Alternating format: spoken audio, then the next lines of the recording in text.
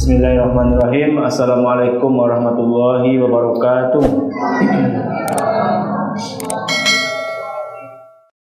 Alhamdulillahirabbil alamin. Wa bihi nasta'inu ala umuri dunya waddin. Asyhadu an la ilaha illallah wahdahu la syarikalah wa asyhadu anna Muhammadan abduhu wa rasuluhu la nabiyya ba'da. Amma ba'du, yang sama-sama kita muliakan, angku-angku, apa-apa, udah-udah, uni ama-ama, sedang jamaah tarawih yang dirahmati oleh Allah Subhanahu wa taala. Puji syukur kita ucapkan kepada Allah Subhanahu wa taala yang telah memberikan kesempatan kepada awak dari pagi sampai malam untuk menambah saldo awak di akhirat. Awak nak mangga-mangga nama mak ya apa-apa, kalah lah awak dak nak awak. Sebab apa kalah? Contohnya awak 7 hari puasa lah khatam Quran sekali. Dia awak kena takluk tu deh. Awak ambil jalan pintasnya, jalan pintasnya. Awak baca qul huwallahu ahad 3 kali. Itu pahala sama je khatam Al-Quran sekali. Tahu dia tu. Bedanya orang yang baca qul huwallahu ahad 3 kali je betul-betul mengkhatamkan Quran. Kau di antara bedanya ya. Kalau orang yang baca qul huwallahu ahad 3 kali dapat pahalanya sama dengan baca Al-Quran sadonya. Sado kan khatam itu. Tapi kalau awak baca Al-Quran dari Al-Fatihah sampai habis awak baca, khatam Qurannya tu tak baca qul huwallahu ahad, awak kan ada bonus dari lebih yang Allah hadiahkan. Kata Nabi Muhammad SAW, "Iza khatama Abdul Quran, shalla alaihi alfu malaikah." Apabila seorang hamba mengkhatamkan Al-Quran, tak baca Al-Quran dari Al-Fatihah sampai habisnya, maka 1000 malaikat akan berselawat untuknya. Kalau selawat malaikat, apa maksudnya? Karena dalam ayat tu ketika ada di beberapa tempat, innallaha wa malaikatahu yusalluna 'alan nabi, sesungguhnya Allah dan malaikatnya Allah berselawat kepada nabi. Kalau malaikat berselawat, apa maksudnya? Mendoakan dengan kebaikan, memohonkan ampun untuk awak. Jadi apabila awak mengkhatamkan Al-Quran, 1000 malaikat itu mendoakan ke Tuhan, ya Allah ampuni orang yang baca Al-Quran Pak. Kalau malaikat meminta lagi dapat tu. Kalau malaikat nak minta tentu dapat. Awak minta piti kangku sagan awak. Tuak kamu yang mak minta nak piti kangku kat 10,000 mak dapat tu. Awak tamui orang yang paling disayangi dek Tuhan.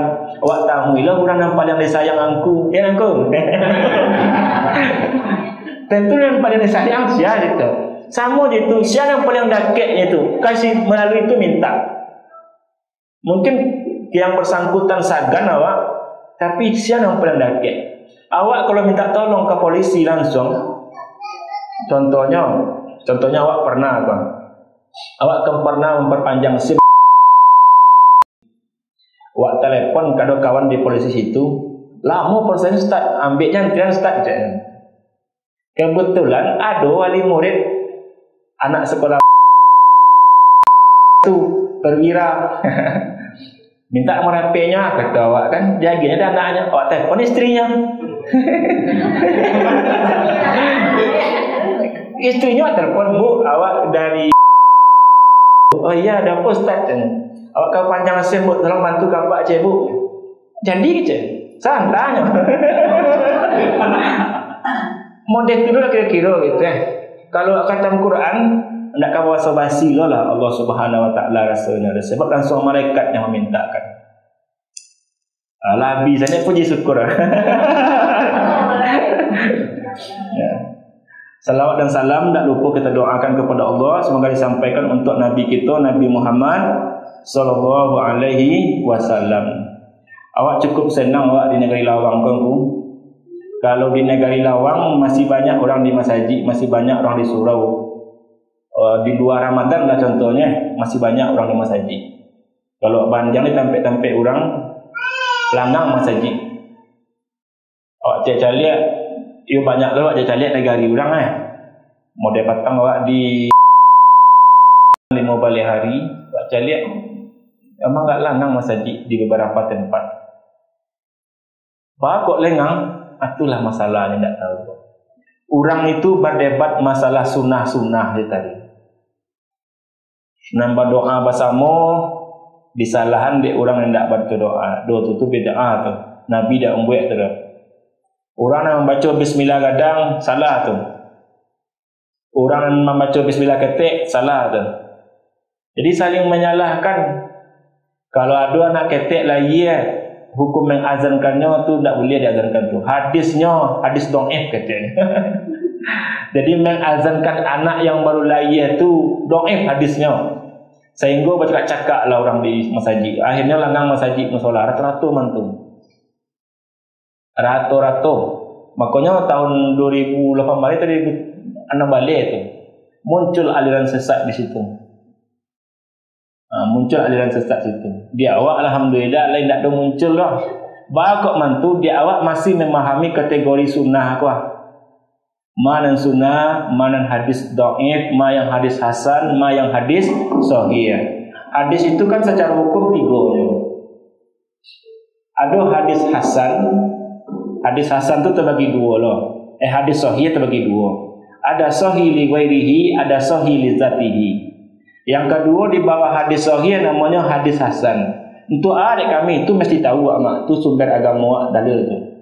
Di bawah hadis sahih ada namanya hadis hasan. Di bawah hadis hasan ada namanya hadis dhaif. Kalau awak sabut-sabut beko hadis-hadis tu masin hadis yang masuknya hadis dhaif, hasan dan sahih tu. Awak sabut saya hadis dhaif dulu. Hadis dhaif tu di antaranya ada namanya hadis matruk. Hadis matruk itu perawinya adalah ahli maksiat. Nya suka buat dosa, inyo makna yang menerima hadis tu tak diterima hadisnya tu.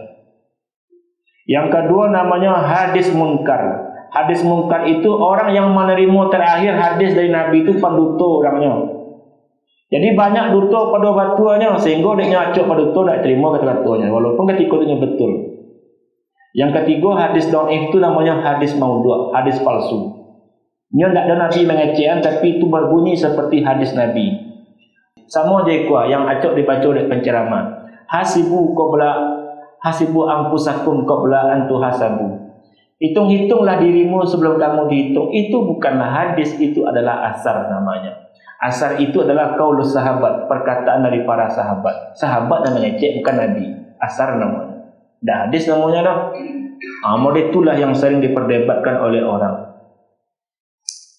Untuk misi waktu tua 7-10 minit ko lah lewat 5 sama ceramah. Lama mana kowe. Awak nak nyindir pak-pak je mak-mak je yang menyandar ke dinding lah ya. Ada disabit Allah dalam Al-Quran tu menceritakan tentang sahabat dahulu, seorang sahabat namanya tapi yang tidak berimannya munafik, namanya Abdullah bin Ubay bin Salul. Itu namanya Abdullah bin Ubay bin Salul. Dia tersinggung lah nak. Bakal tak boleh tersinggung dan ditembaknya orang munafik. Sebetulnya setiap kali Nabi menyampaikan nasihat-nasihat kepada para sahabat, itu para sahabat tu mendapik ke Nabi sedunia tu. Model tu orang antusias menerima agama. Sampai ke tabi'in. Setiap kali ada tausiah tentang agama, ada je kaum muslimin tu mendapik mengelijang tu. Cuma karajo dakwah model itu dah ditinggalkan di orang kini, dipakai di jemaah tabligh. Kalau jemaah tabligh kalau ceramah ustaznya tu panuh ke dalam satunya tu. Model tu orang tu menyimak. Memang model tu dalam Al-Quran. Faka'annahum khusubun dan senada tu dakwah tu. Mereka seolah-olah seperti kayu yang disusun bersandar ke dinding. Abdullah bin Ubay bin Salul ketika itu, kalau di zaman Nabi hidup di Madinah, Nabi menyampaikan tausiah sahabat tu muka sadonya. Kalau ada dulu di Madinah ketika Nabi berdakwah, ada beberapa golongan namanya anda kerendiang mereka mencari aja ke Nabi, manggu-anggu aja. Kata Allah dalam Al-Quran, wallahu yashhadu innahu lakazibun. Allah menyaksikan mereka itu pendusta, orang-orang pembohong, orang-orang munafik. Nya bentuknya maduk kawak bentuk untuk faham, tapi dia tidak sama je tu. Itu makanya awak dianjurkan mendengar pengajian tu tidak jauh-jauh dari tukang ceramah. Memang model itu dalam agama awak, tapi kan tidak awak yang disuruh. Kalau awak yang disuruh, kecil menafik tu berang orang. Memang tidak boleh hanya kenyang kalau dengar pengajian. Tapi kalau lah tua-tua, tentulah harus dicari sandaran dapat. Tapi apa le dakeknya? Awak kan dakeknya kau. Yang nak boleh tu bantu paham tapi tidak paham. Nah, judul ceramah awak kini kalau ada adik-adik yang mencatat, awak mengutip keajaiban Ramadan dan keajaiban Idul Fitri. Itu salah judulnya. Awak acuk mendengar para penceramah ngecek mereka. Itu berdasarkan hadis. Yang hadis itu banyak kitab ditulis dalam beberapa kitab hadis, termasuk dalam kitab Mukhtarul Hadis.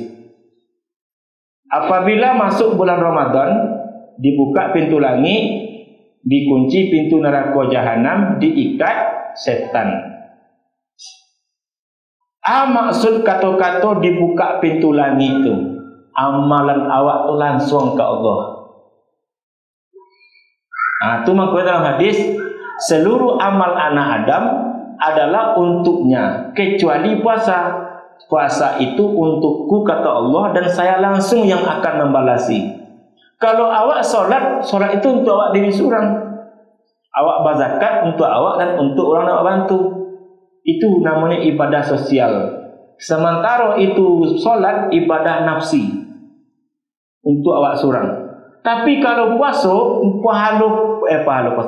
itu bukan untuk awak. Kata Tuhan, kata Nabi dalam hadis, puasa itu untukku kata Allah. Berarti ke Allah langsung. Makanya buka pintu langit. Tidak ada bebas hambatan ibarat jalan tol, mulus katanya. Maka banyak-banyaklah berdoa di bulan Ramadan. Yang diminta doa bulan Ramadan, boleh awak minta panjang umur supaya bertua jauh Ramadan disuap. Boleh awak minta kesihatan supaya sehat awak menjalankan ibadah puasa ini. Boleh awak minta kekayaan, boleh, supaya berkah Idul Fitri awak lancar, zakat fitrah awak lancar, kebutuhan Idul Fitri. Cuma kata para ulama, ingat awak dalam berdoa tidak boleh mompek Tuhan, sebab Allah mengabulkan doa itu ma yurid wala turid wala ma turid. Allah mengabulkan apa yang Dia kehendaki, bukan yang kamu inginkan. Itu kata kunci doa. Dan awak minta ikhwah, belum tentu itu dikabulkan Tuhan. Yang dikabulkan Tuhan itu adalah ma yurid, yang Dia kehendaki, bukan yang awak inginkan dan dikabulkan Tuhan.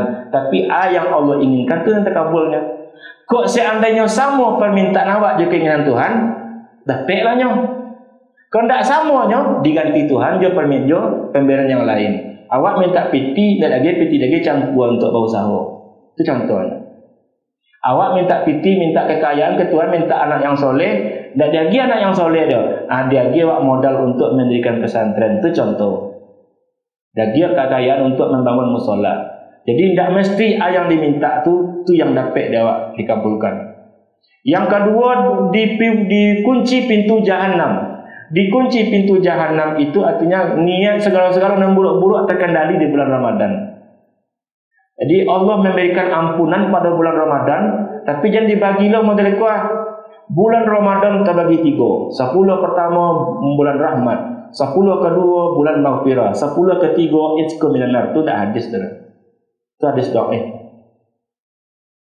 Itu cuma kata-kata orang saja, bukan Nabi yang mengatakan. Bulan Ramadan terbagi 3. 10 pertama rahmat, 10 kedua maghfirah, 10 ketiga bebas dari api neraka. Itu bukan hadis. Jadi walaupun pintu neraka jahanam dikunci, artinya ketika itu Allah bagi akses kepada awak supaya jangan mampir-mampir ke pintu boleh kunci kini ya. Ampiasalah ke pintu yang terbuka, pintu langit, pintu surga. Tambahlah dari suruh, tahajud, duha, baca Quran, sedekah, tak banyak step. Makanya patang sabit di Masjid Alam ketika khutbah Jumat, sedekah orang di dalam Ramadan jadi di luar Ramadan berbeda. Di luar Ramadan saya sengenek ya. Tapi pas Idul Fitri merah-merah keluar. Salah tu cara bersedekah awak. Kok salah? Dalam bulan Ramadan itu kan amalan sunat pahalanya sama dengan amalan wajib. Kalau amalan wajib wak lakukan, pahalanya balik lipat kamu itu. Kalau wak bersedekah sangenek bulan Ramadan tu kan sama je sedekah wajib tu. Kalau sedekah wak banyak di bulan Ramadan, sekian lipat pahala yang wajib dapat dewak ketika Ramadan tu. Tapi pada tanggal 1 Syawal, bulan Ramadannya tu, wak nak puasa leh, berani wak ngelampiti 1 juta. Tentu pahalanya pahala sunat dapat dewaknya. Bakok nak yang pahala wajib nak ambil di bulan Ramadan. Tu salah. Oh, nya berbeda. Ya bedanya itunya, bedanya bulan Ramadan di 1 Syawal. Kalau bulan Ramadan tidak dari sabi orang demik dah. Tapi 1 Syawal, uni hamba Allah 2 juta. Canung Jakarta 3 juta. Mungkin motivasinya ada beda-beda. Dek disabutkan, dek disoraan atau macam-macam. Tapi usahakanlah banyak bersedekah di bulan Ramadan. Sebagus-bagus sedekah itu adalah apa yang diberikan oleh tangan kanan, la ta'lamu simaluhu kata Nabi. Tak tahu tangan kiri wak. Itu yang paling rancak. Dalam Al-Quran, wa in tuhfuha fa ni'imma hiya wa in tubdu shadaqati fa ni'imma hiya wa in tuhfuha lupa ayatnya. Au tuhal fuqara fa huwa khairul lakum. Salah. Jika kamu menampak-nampakkan sedekah itu baik juga. Tapi kalau kamu menyembunyikan itu yang lebih baik. Kalau nampakan eloknya nama sedekah itu rancak, tak ada masalah. Tapi kalau tak tahu orang sebanyak awak nambah sedekah, itu yang paling baik. Mangkong ada itu, sebab kalau nampak di orang itu rasa ikhlas lah campur aja rasa ria. Lah campur awak memang ikhlas kau ngambiti tapi dia nampak orang muncul rasa baru di hati wak. Sanang hati wak orang mencari apa sedekah. Tapi kalau bersembunyi cuma awak je orang menerima je Tuhan tabarakit atik dan tahu itunya. Lebih getang nilainya. Jadi mana rancak? Kedua-duanya rancak. Kok terang-terangan jadi bersembunyilah yang anu-anu sedekah jadi jo. Cuma kok nenggadang palonya tu Allahu a'lam. Yang jelas dalam Al-Quran dan rancak tu disembunyikan. Tak dapat apa yang diimpakkan di tangan kanan tidak tahu tangan kiri. Aja mau dekolok bersedekah itu cuma kata-kata majas. Kata-kata majas itu maksudnya adalah menggunakan kalimat yang tidak asli untuk mengungkapkan sesuatu. Kalau orang Arab ngecek mereka, Pak Antoni kasir rubat. Pak Antoni itu adalah banyak abu. Bakal sampai Pak Antoni banyak abu, nyo pemurah. Itu majas kamu. Bakal sampai orang pemurah banyak abu, orang yang banyak abu itu tanda banyak tamu ke rumahnya. Banyak tamu ke rumahnya tandanya raja masak. Kalau banyak masak tentu banyak abunya. Dek pemurah mangko banyak tamu. Situ orang mapuan. Itu dalam ilmu balaghah itu majas-majas. Dalam Al-Quran pun disebut majas-majas. Bukan berarti disuruh banatan kiri yang mereka jangan doan tu menyesuaikan nama diri. Tapi maknanya adalah jangan sampai banyak-banyak orang tahu. Kau dapat jangan disuruhan. Yang datang aneh nak siapa saya ubek selamba Allah. Tapi pengurus dia orang sampai tak tahu hamba Allahnya siapa. Nak masalah sebetulnya. Tapi yang lebih baik itu adalah wa in tuhfuha, disembunyikan. Kemudian yang ketiga, diikat setan. Setan yang diikat itu maksudnya adalah setan yang ada dalam diri bukan setan yang di luar. Sebab awakku punya setan dalam diri sadonya setan itu nama nyuruh awak nama buruk-buruk taruh. Selama puasa awak sendiri mengabeknya, awak tak mau lupa muka tu. Nah, aku minum tak muat minum walaupun air awak surang, awak kabeknya. Nanti setan itulah yang akan dilapehkan pada Idul Fitri. Dipimpin oleh seekor setan yang bernama setan dasim. Setan dasim itulah yang menyibukkan kaum muslimin dan muslimat pada 1 Syawal dengan hiasan, makanan dan minuman. Orang kalau bulan Ramadan rinai-rinai hari datangnya ke surau ke masjid untuk beribadah. Tapi kalau 1 Syawal nyo duduk-duduk di pasar, orang azan je jami', tak kalau nyo masjid jami' tu. Bahkan itu awak lagi disibukkan dengan perhiasan, awak lagi disibukkan dengan makanan dan minuman. Sajak awak sudah sembahyang Idul Fitri, nah singgah di rumah aku dapat sirup, singgah siku dapat bakso, dapat lontong, dapat pical, dapat sirup, dapat kopi. Lah sibuk dengan itu saja. Itulah kerajo setan dasim pada Idul Fitri. Makanya yang lah dikabek jangan dilakukan pada Idul Fitri balik. Caranya ikuti kebiasaan. Baru tahunya kerambia masak, dia kerambia muda, kerambia tua, dipilih aja dan tua jadi masak di putanya. Dek lah tak biasa. Dek acok dilatih. Awak 30 hari dilatih. Nan muda ambiaknya, nan tua ambiaknya, nan tua putanya. Tentu gagal awak beraja. Baru bisanya patai awak petang pulang kampung. Patai amak sedang berbuah, tiba orang je baru ambil cek dah panjat baru pandainya ambil tahunya tersangkut jatuh ke bawah, tersangkut keturun ke kulit sambilnya balik jatuhnya ke bawah balik baru hebatnya. Memang awak cari mana hari Kamis petang lah, awak pergi ke kampung dia amak sakit, pergi ke sekolah mencari. Manusia 30 hari diajar. Gagal dan 30 hari itu pada satu Syawal kebanyakan. Mudah-mudahan awak nak termasuk kelompok tu. Janji awak 5 minit, lewat 4 minit. Sebenarnya panjang nak sampaikan, tapi deko nak malu awak terlalu payah. Bila-bila kemari awak balik. Itu saja yang mungkin dapat disampaikan sembahyang awak lain. Sebab sembahyang itu lebih rancak nilainya pada ceramah. Ceramah diperpanjang, kurang bisa serius sambil merokok, bisa serius. Tidak masalah rokok ada. Tapi kalau sembahyang tak panjang seketik penganawak malah yang layang deh. Awak sembahyang itu kalau bilang fattaqullaha mastata'tum, takutlah kepada Allah sesanggup awak, kan model itu. Sembahyang pun bukan berarti sesanggup awak, enggak, bukan itu maksudnya. Kalau awak jadi imam, kuaturan. Nah, itu saja mungkin. Perbanyak maaf. Assalamualaikum warahmatullahi wabarakatuh.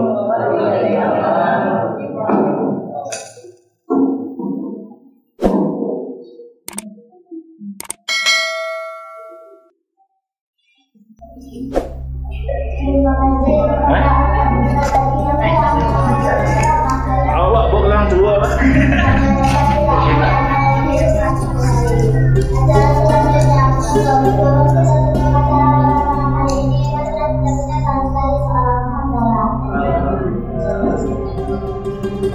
Thank you.